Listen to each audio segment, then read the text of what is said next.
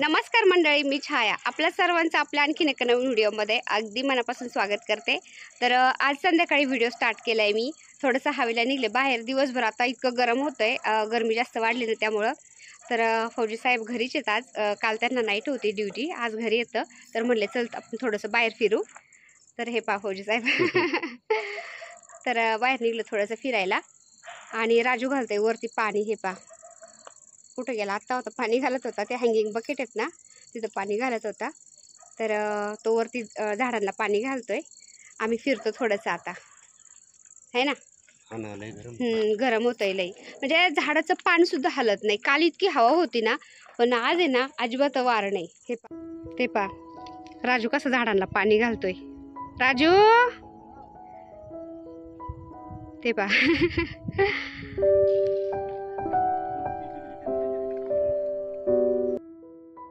नौटंकी पोरग बघा, हे क्लासवरून आलाय। आम्ही आलो, फौजी साहेबांनी आलो 2 चक्र मारून बाहेरून, तोपर्यंत आकाश पण आलाय। माझी क्युटी पाय है ना, तर वडलाच गाल, माझा गाल ओढून ओढून लोंबायला होतो का काय माहिती माझे गाल आता, है ना। तर चल स्वयंपाक करते मी आता। काय बनवू बाबू तुला? बनव काहीतरी, म्हणजे सगळ्या बायांचं हेच असं, घरातल्यांना विचारलं ना काय बनवू आज स्वयंपाक, काय बनवू भाजी, बनव काहीतरी, म्हणजे काहीतरी म्हणजे काय असतं मला हेच कळत नाही। बनव काहीतरी, फौजी साहेबांना विचारलं ना काय बनवू आज, बनव काहीतरी, सगळे बनव काहीतरी, म्हणजे काहीतरी काय असतं नेमकं, काहीतरी काहीतरी असतं, आहे का, काहीतरी काहीतरी असतं असे बनवते काहीतरी मग, आहे ना। काहीतरी खायचं काम करा फक्त मग, आहे ना। चालतंय, मी बनवते, खायचं काम करते मग मी काही पण बनवून बरं का, आवडून घ्यावं लागेल। नाही असं थोडी, मग कसं असतं आवडी, आता तू म्हटलं काहीतरी बनव, मग तू आवडीचं, तो आवडीचं सांग ना तू, मग नाव सांग, गाव सांग, बनवते मग। हा, बटाट्याचं भरीत, त्या पा आलं तोंडात लगेच बटाट्याचं भरीत। बटाट्याचं भरीत त्याला रात्रंदिवस दिलं, भेंडी दिली, भेंडी आणि बटाट्याचं भरीत खूप आवडतं त्याला। तर त्याला रोज जरी दिलं ना भेंडी आणि बटाट्याचं भरीत तरी पण खाईन तो।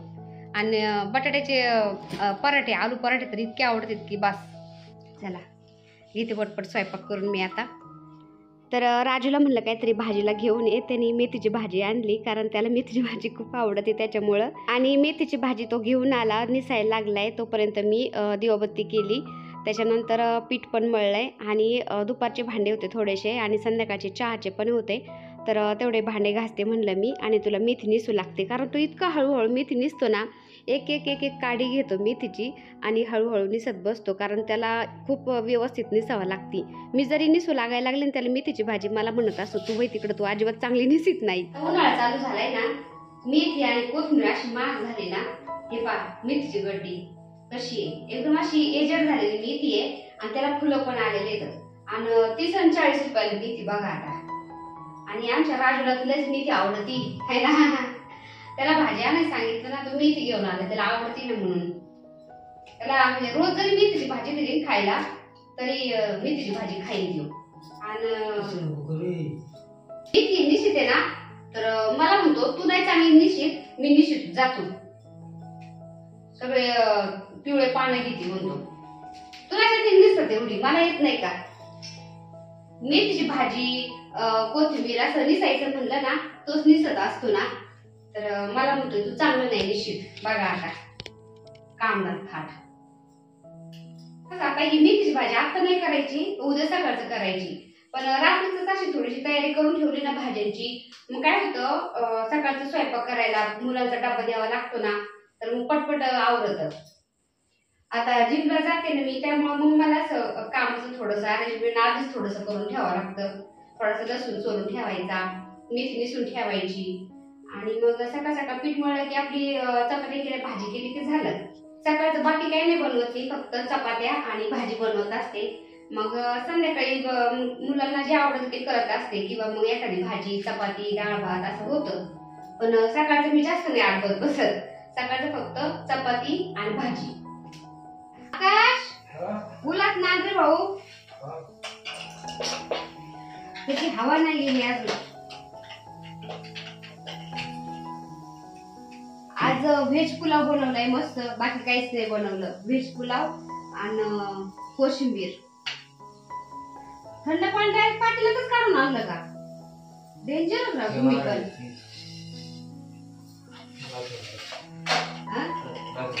आकाश ग्लास घेऊन ये जा.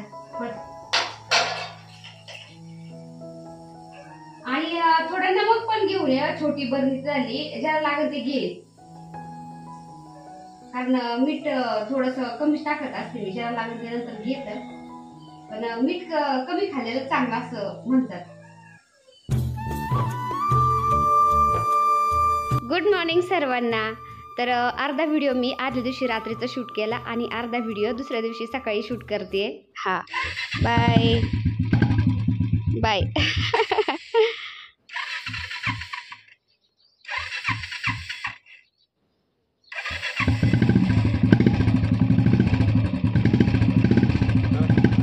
बाय.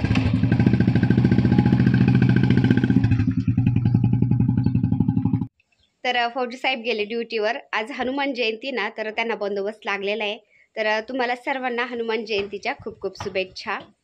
काय रे, काय झालं? तर चला, तर आपला हा नवीन ड्रेस पाठीमागं आणला होता ना मी, माझ्या बड्डेच्या दिवशीच घातला होता फक्त मी. तर त्यानंतर मी आज घातला आहे. तर वरचं जॅकेट नाही घातलं तरी पण एकदम छान वाटत होतं. त्याचा कलर पण मला खूप आवडला. पण ते काय झालं, एक साईडला थोडंसं असं त्याची लेंथ आहे ना जरा जास्तच झालेली आहे. मी तिथं घालून पाहिलंच नाही. तर जेंट्स लोकांचं कसं असतं, काय घ्यायचं ना, घे बाई पटकन, घे बाई पटकन. तर ते घेतलं. फक्त साईज सांगितली माझी, कोणती साईज आहे वगैरे. तर ती साईज सांगून ड्रेस घेतला. चेक करून नाही पाहिला. तर एक साईडकडून त्याची लेंथ थोडीशी अशी खाली लोंबल्यासारखं होते. तर ते मला आवडत नाही. तर तेच मला मशिनीवर आता थोडंसं ते कापून घ्यायचं आहे, व्यवस्थित करायचं आहे तो ड्रेस. तर असं मशीन आहे ना, आपल्या घरच्या घरीच मी करत असते. मशीनचा असा फायदा होतो, कुठं मुलांच्या पॅन्ट उचल्या, कुठं शर्ट उचलं, कुठं काय झालं तर अशा टिपा मारत पण राहते. तर चला, मी आता हा ड्रेस आहे ना थोडंसं व्यवस्थित पण करते. आणि किचन पण थोडंसं भांडे घासलेत मी फौजी साहेबांचं आवरूपर्यंत, पण थोडंसं किचन पुसून घ्यायचं आहे. तर चला, लाईटी सगळ्या बंद केल्यात घरातल्या. कारण आता गरमी इतकी वाढली ना, लाईटी चालू ठेवल्या ना तर ते असं गरम झाल्यासारखं होतं आहे आणखीन. त्यामुळं सगळ्या लाईटी बंद करतो. जिथं आपल्याला रूममध्ये थांबायचं आहे ना, तर त्याच रूममधली एखादी लाईट मी चालू ठेवते फक्त. तसं पण खिडक्या भरपूर आहेत ना, तर असं जाणवत नाही की अंधार आहे बाबा आणि लाईट लावायला पाहिजे. तर हे पहा, खिडक्या मोठ्या त्याच्यामुळं काय नाही वाटत. दरवाजा लावून घेते. हा लोखंडाचा दरवाजा आहे ना, खूप आपटतो.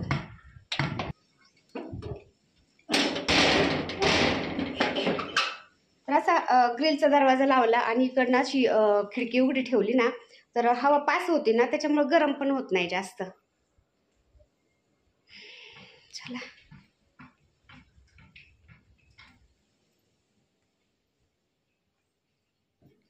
तर फौजी साहेबांना ड्युटीवर जायचं होतं. सागरला कॉलेजला जायचं होतं ना, तर मेथीची भाजी केली, चपात्या केला, फौजी साहेबांना डबा दिला. सागर, राजू सगळ्यांचे डबे दिले. आणि नाश्त्याला काही नव्हतं बनवलं, चहा चपातीच खाल्ली होती सगळ्यांनी. आणि किचन फक्त थोडंसं पुसायचं राहिलं होतं. पण फौजी साहेब निघले ड्युटीवरनं. ते म्हणले माझा टाईम झाला आहे, मला जायचं आहे, चल. मग बाहेर गेले मी त्यांना बाय बाय करायला.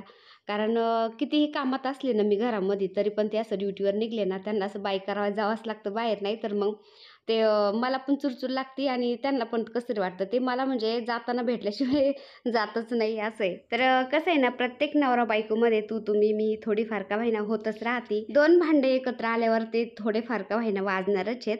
पण ते कितपत वाजून द्यायचे ते आपल्यावर असतं. दोघांनी पण आग झालं ना, तर पुढं काय होणार आहे ते आपल्याला पण माहिती. त्यामुळं एकाने आग झालं की दुसऱ्यांनी पाणी व्हावंच लागतं. तेव्हा तर संसार कुठं सुखाचा होतो. आपण थोडंसं शांत राहिलं, समजून घेतलं एकमेकाला, तर काहीच होत नाही. तर आमच्या दोघात भांडणं न होण्याचं कारण तुम्हाला सांगते, फौजी साहेब आहेत. तर माझी कधी अशी चिडचिड झाली ना, फौजी साहेब एकदम शांत राहतात आणि मी शांत झाले का मग मला ते समजून सांगतात. त्यामुळं आमची भांडणं होतच नाही. तर आपल्या यूट्यूब फॅमिलीमध्ये माझ्या ताई, मावशी, मैत्रिणी माझ्यापेक्षा मोठाल्या पण असतील, त्यांना पण भरपूर अनुभव असतील. पण माझ्या लग्नाला आता एक 22-23 वर्ष होत आले. तर थोड्याफार अनुभवावरून मी पण थोडंफार सांगत असते. आणि 1-2 ताईंनी विचारलं होतं की छाया, तुझी गॅसची शेगडी इतकी उंच कसं काय आहे, त्याचे पाय इतके उंच कसं काय आहेत. तर ताईनं आपण शेगडीची जिथं सर्व्हिसिंग करतो ना, तर तिथूनच त्या काकांकडून मी हे शेगडीचे पाय बसून घेतले होते. तर असे पाय पण मिळतात.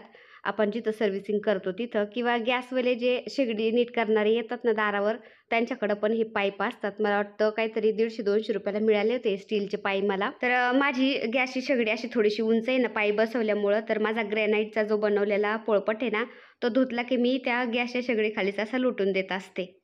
तर स्वयंपाक झाला, भांडे झाले, किचन क्लीन करून झाला, आणि आता मला माझ्या ड्रेसचं थोडंसं काम करायचं राहिलंय. तर ड्रेस कसा आहे तुम्हाला दाखवते मी आता. तो छान दिसायला खूप छान दिसतो, तर कापड पण छान आहे, त्यानंतर तो म्हणजे साईज पण छान आहे. पण काय झालंय, खाली हे पा कापड कसं झाले, तर हे पा तिथं घालून नाही बघितलं ना,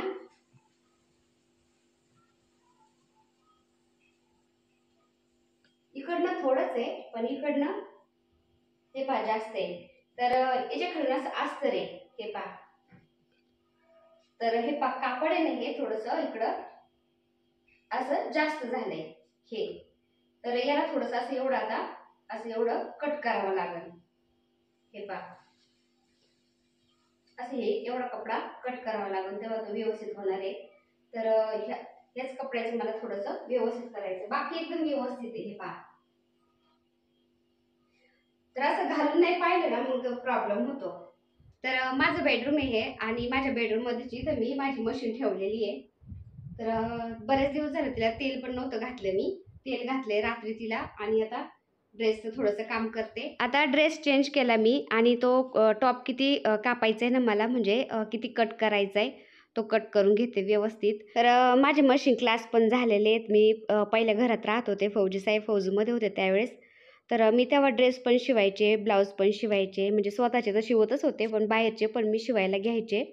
तर असं शिवायची सवय मला, तेव्हाचीच मशीन आहे माझी. पण कमरेचा त्रास व्हायला लागला ना थोडाफार, त्याच्यामुळं मी ते सोडलं होतं शिवायचं.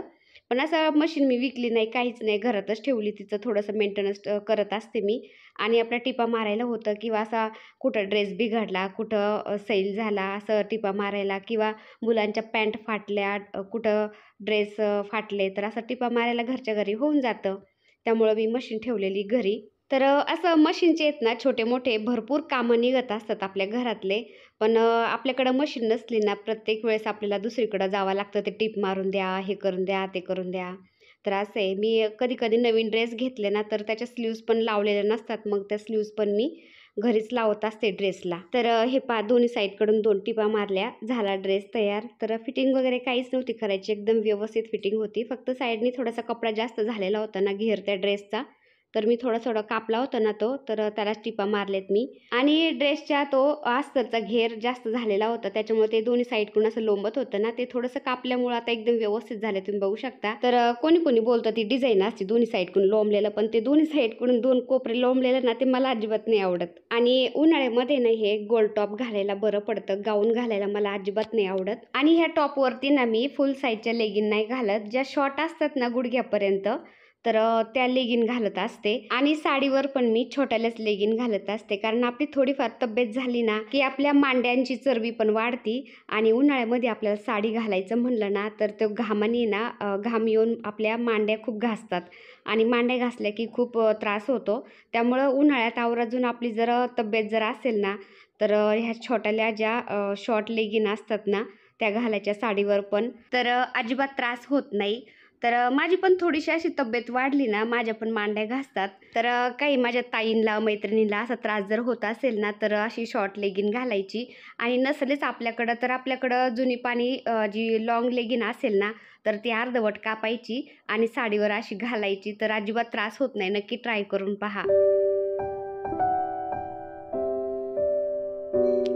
तर दिवसभर इतकं वारं सुटत आहे ना, वारं सुटल्यामुळं झाडांची पानं गळत आहेत, आणि संध्याकाळचं काय होतं काय माहिती, सगळं वारं बंद होतं, पानसुद्धा हलत नाही झाडाचं, इतकं गरम होतं ना.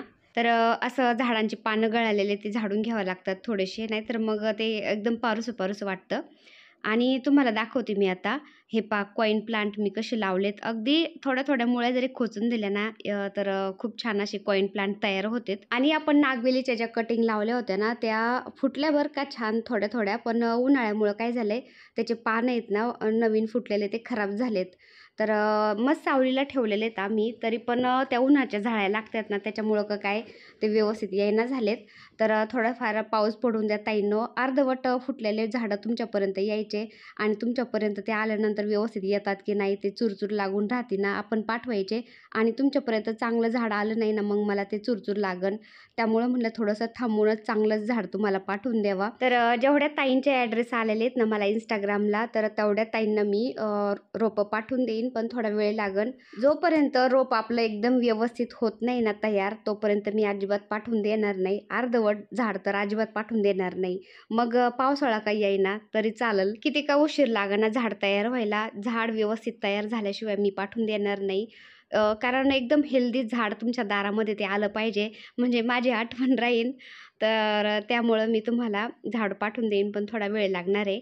तर 1-2 ताईंच्या कमेंट आले की ताई तू झाडं विकते का, प्राईस काय आहे वगैरे. तर ज्या नवीन ताई आलेले असतील ना आपल्या चॅनलवर, तर त्यांनीच कमेंट केले असतील बहुतेक. तर मी काय झाडं वगैरे विकत नाही ताईंनो. यूट्यूबच्या माध्यमातून तुमच्यात आणि माझ्यामध्ये जे आगळं वेगळं नातं तयार झालेलं आहे ना आपुलकीचं, तर त्या आपुलकीच्या नात्याखातीर मी तुम्हाला ते झाडं पाठवून देऊ राहिले माझ्या पेमेंटनी. मला कोणाचं पेमेंट नको आहे. तर मला तुमचं भरभरून प्रेम मिळते त्याच्यातच मी खूप खुश आहे. तर झाडं विकते का काय असं नका विचारू मला ताईंनो, मलाच वाईट वाटतं. तर इतक्यात जास्तच कमेंट यायला लागल्या ना त्यामुळं म्हणलं सांगून द्यावा. उन्हाळ्यामुळं काही झाडं व्यवस्थित येईना. तर आपला नागवेलीचा मोठा वेलसुद्धा कसा झाला आहे तुम्ही बघू शकता. तर गरमीच एवढी ना, उन्हाच्या झळा त्याला लागत आहेत आणि एक पण पान व्यवस्थित राहिलेलं नाही आहे. तुम्हाला जवळून दाखवते मी आता. तर ते पानं नवीन आलेले पण असे साईडने ते करपल्यासारखे होतेत. त्यामुळे ते झाडं काय व्यवस्थित येईना. नाहीतर म्हणतान छाया म्हणली झाडं पाठवून देते आणि अजून कमवून पाठवून देईना. तर मी काय खोटं वादा वगैरे करत नाही. जे बोलले ते मी करत असते, पण थोडा वेळ लागणार आहे. हे पानं कसे झालेत, असे करपल्यासारखे झालेत आणि ते नवीन पालवी फुटलेली ना आपल्या ज्या कटिंगला, तर ते पण खराब होऊ राहिलेत. त्यामुळं मी तुम्हाला पावसाळ्यात का होईना एकदम व्यवस्थित झाड पाठवून देणार आहे. आणि इतक्यात आहे ना 1-2 ताई नाराज झालेल्या आहेत. म्हणल्या की छाया तू कमेंटचे रिप्लाय देत नाही. तर ताईंनो कसं आहे ना, कधी-मधी कामाच्या गडबडीमध्ये कमेंटचे रिप्लाय राहून जातात आणि पाठीमागं तर आपली जत्रा होती ना, तर पाहुणे रावळे त्याच्यामुळं घाई गडबडीमुळं बऱ्याचशा कमेंटचे रिप्लाय राहून गेलेले आहेत. तर 1-2 ताई नाराज झाल्यात. तर ताईंनो नाराज नका होत जाऊ. मी तुमच्या कमेंट वाचत असते सगळ्यांच्या, पण असं वाटतं थोडंसं निवांत झाले ना मी रिप्लाय देईन. पण कधी-कधी काय होतं वेळच मिळत नाही आणि वेळेअभावी कमेंटचे रिप्लाय द्यायचे राहून जातात ताईंनो. इतक्यात एवढं डेंजर ऊन आहे ना, तर उन्हामुळं हे पहा किती छान असे फुलंसुद्धा करपले गेलेत. तर नागिणीच्या पानाला तर जास्त ऊन जमतच नाही आणि कॉइन प्लांट हे पहा आपले एंट्रन्सला किती छान झालेत. तर ताईंनो इतक्यात आहे ना आपलं यूट्यूबचं व्हाईट आहे ना अपडेट झालंय ना, तर मला सगळ्या ताईंच्या जुन्या कमेंटसुद्धा दिसतात. म्हणजे जसं की आता फॉर एक्झाम्पल मी एखाद्या ताईंची कमेंटचा रिप्लाय द्यायला लागले, कमेंटवर मी क्लिक केलंय, तर त्यांनी पाठीमागं कधी कमेंट केलेली आहे, किती दिवस झालेत किंवा त्यांच्या आत्तापर्यंत आपल्या चॅनलवरती किती कमेंट आहेत, किती जुन्या ताई आहेत किंवा कधीपासून आपल्याशी त्या कनेक्ट आहेत, हे सगळं दिसतं बरं का. त्याच्यामुळं मी तुमच्या पाठीमागच्या ज्या कमेंटचे रिप्लाय दिलेले आहेत किंवा दिलेले नाही आहेत, तर सगळ्या कमेंट वाचत असते. फक्त मला वेळेअभावी कमेंटची रिप्लाय द्यायला होत नाही ताईंनो, त्यामुळं नाराज नका होत जाऊ. तर चला जितकं बडबड करावं तितकं कमीच असतं मला, कारण मला बडबड करायची सवय आहे ना. तर चला आजचा व्हिडिओ मी इथंच एंड करते. आता व्हिडिओ आवडला असेल तर एक लाईक करा. चॅनलवर नवीन असाल तर प्लीज आपल्या चॅनलला सबस्क्राईब पण करा. चला तर भेटूया पुन्हा अशाच एका छानशा व्हिडिओबरोबर. तोपर्यंत बाय. व्हिडिओ बघितल्याबद्दल खूप खूप धन्यवाद सर्वांचे ताईंनो. सर्वांना श्री स्वामी समर्थ. आणि आज हनुमान जयंती, तर पुन्हा एकदा तुम्हाला सर्वांना हनुमान जयंतीच्या खूप खूप शुभेच्छा.